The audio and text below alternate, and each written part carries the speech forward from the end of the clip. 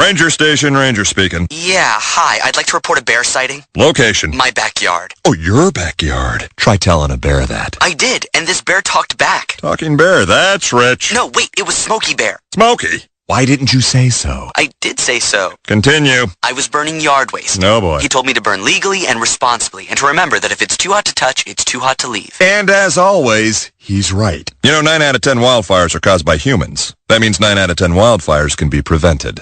Yeah, I know that now. Thanks to me. Actually, thanks to Smokey. As usual, the talking bear gets all the credit.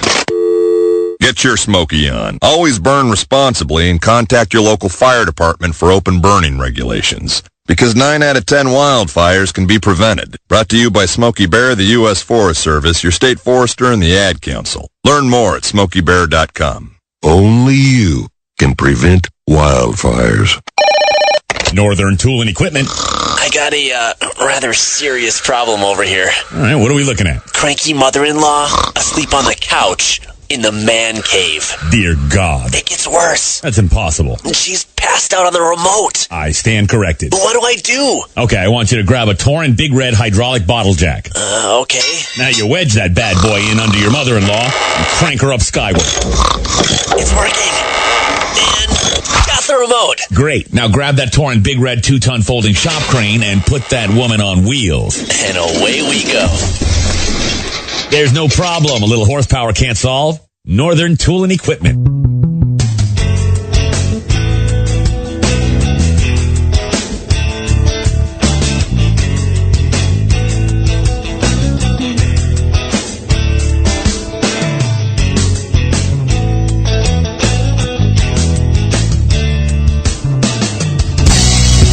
Welcome back to After Hours AM, the Criminal Code. Everybody, I'm your host, Joel Sturgis. Right along with me, Eric Olson and Dr. Clarissa Cole. And tonight we're talking about the show Cold Valley, and of course we have Jackie Nichols on the horn with us, and she is the star. Not only is she the star, but she's a real deal detective. All right, don't mess with her; she'll take you downtown. All right, no, but on a serious note, we're talking about this very interesting case. About the show premise, and man, it is just a mind wrapper. I mean, it just makes my skin crawl in a lot of ways that there are people like this out there. It really does. But unfortunately, Jackie, this is your job. You deal with this more often than most people, I would imagine. Well, I do deal with a lot of crimes, and people commit crimes for a lot of reasons, but not very many of them are this cold-blooded type. They're, crimes of passion or Sure. crimes of desperation or crimes, because of mental illness or addiction. But just a cold-blooded desire to kill somebody else, I don't see that very often. I was going to say, maybe I should rephrase that. You don't even see him this cold, because this is cold. I mean, this is cold. Mm-hmm. And again, the show is going to air tomorrow night. It's got 2 parts is what's to it. It's Cold Valley, and the first part will be airing tomorrow night, and then the following Thursday will be the conclusion, which will be another 2-part installment. So total 4 hours, you get to watch this case unfold. And you yourself can make up your own mind of who the killer is right along with Jackie. So make sure you catch that. And of course, Investigation Discovery tomorrow night.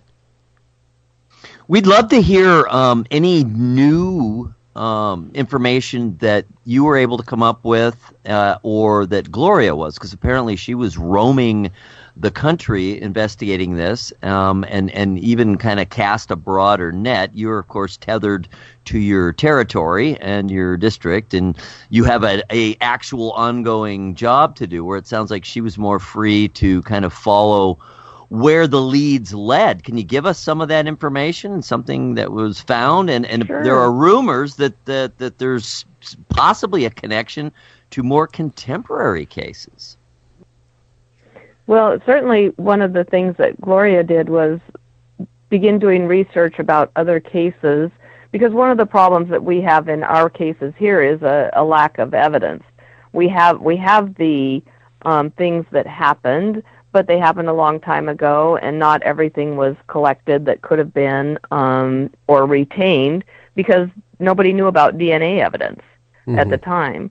And so Gloria just began doing a lot of research from the internet and from her computer, and just looking at cases and looking at serial killers and looking at victims and trying to piece together commonalities and anything that could possibly link our person of interest to where he lived during various times that was in relation to unsolved cases.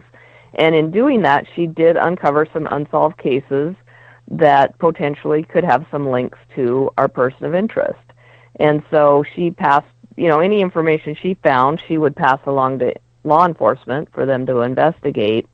And I don't want to give away too much of it, but there's definitely some things that she unearthed that were unknown to us before and definitely have potential to be linked to our person of interest. Ooh. That's interesting. That is interesting.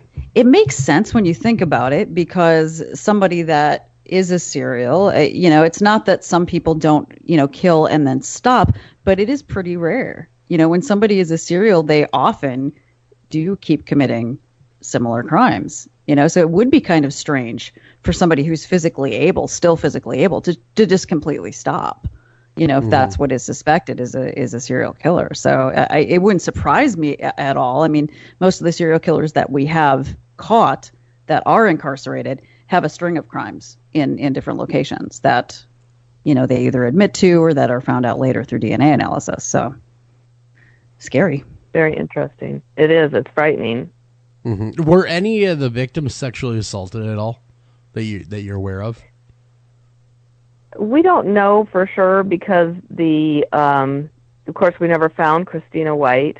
Mm-hmm. Christina Nelson and Brandy Miller were too decomposed to, determine that. And with Kristen David, she was so horribly mutilated that we couldn't tell, or the, investigators at the time couldn't tell. Mm-hmm. So we don't know what the sexual aspect of these cases might have been. Well, I was going to say that'd be a great way to get direct DNA, but then again, like you said, it was so long ago and they were so decomposed or what have you, the condition of the bodies, it makes sense. You couldn't, harness any of that. I was going to say though that, like statistically speaking, again, this is just statistical.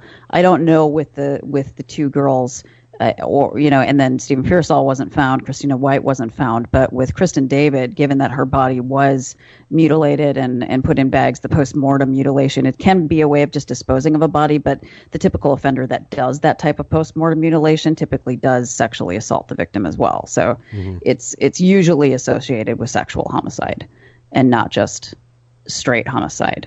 I wouldn't be surprised in her case, but the other remains of the two girls that were found was over a year later. Oh, that's a long time. Right, 18 months. Yeah, and they were outdoors. Oh gosh.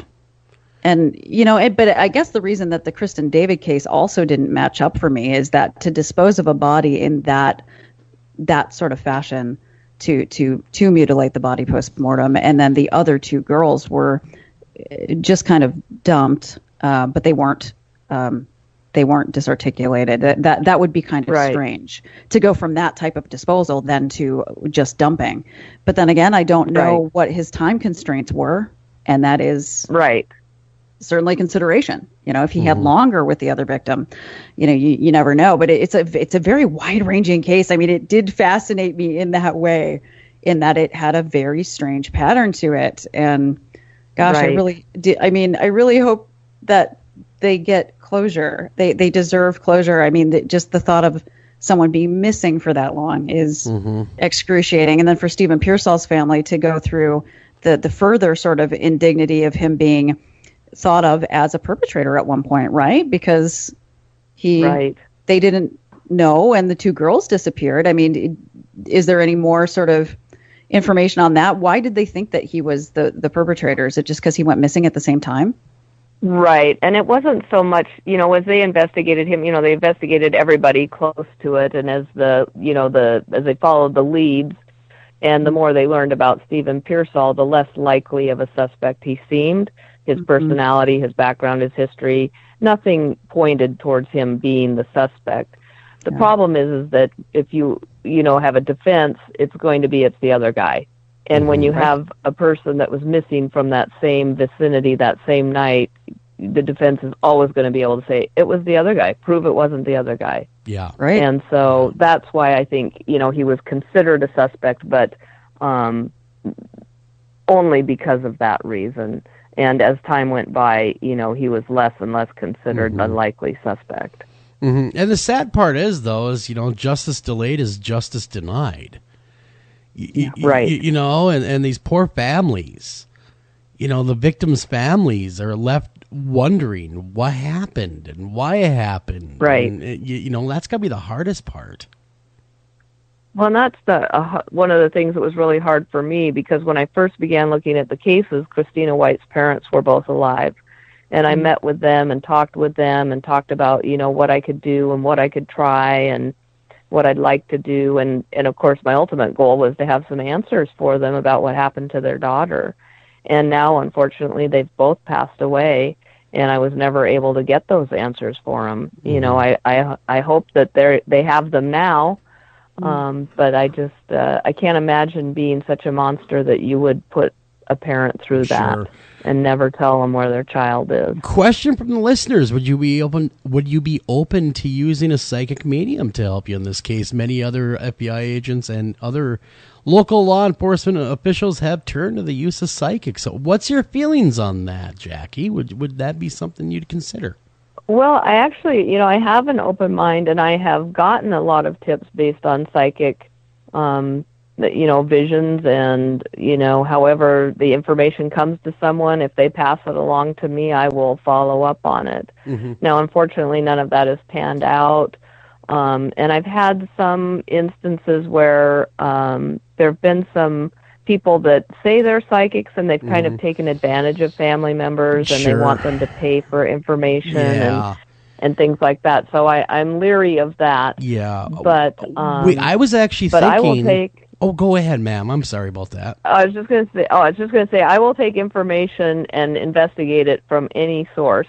If it helps me solve these cases, I'm glad to do it. Well, Eric, I was kind of thinking about hooking her up with Christy Robinette. Yeah, we have a friend who's been on the show who's an author and FBI, worked with the FBI and stuff. A working psychic, and she had a special, I think it was actually on Investigation Discoveries where it aired, about her experiences where she started having these visions, and it took, I think it took a year and a half to kind of pinpoint what was going on, and to finally, but she was able to actually locate the body of this girl who kept appearing to her, and then they were also able to convict, I guess it was her boyfriend, of the murder. So, she has had several cases she's participated in, but that one actually literally led to recovery of the body and conviction. So, yeah, we'd be happy to point her in your direction. She's in Michigan. I very always interested in kind of in the production, the making of side of it too. What was it like to participate in the making of this, and how did that impact your actual investigatory work as you were also being filmed? How did it all kind of come together in the first place? Well, it started with an idea of the producers of the show of working on these cases and filming it, but it was a somewhat unique way of doing it in that the cases weren't solved, and they would just follow me around as I attempted to do things to solve it, and Gloria and other people working on them, and just to kind of show what it's like in an active cold case investigation. What do detectives do? What do researchers do? What does it look like when they're actually working a case? And so that's what they did. And initially, I had some nervousness, and it was awkward being, having a film crew follow me around. But the guys were all so super aware of the fact that they needed to be respectful because, there's victims and families, and they were really, really important to them to get the facts correct, and always aware of that the investigation was more important than the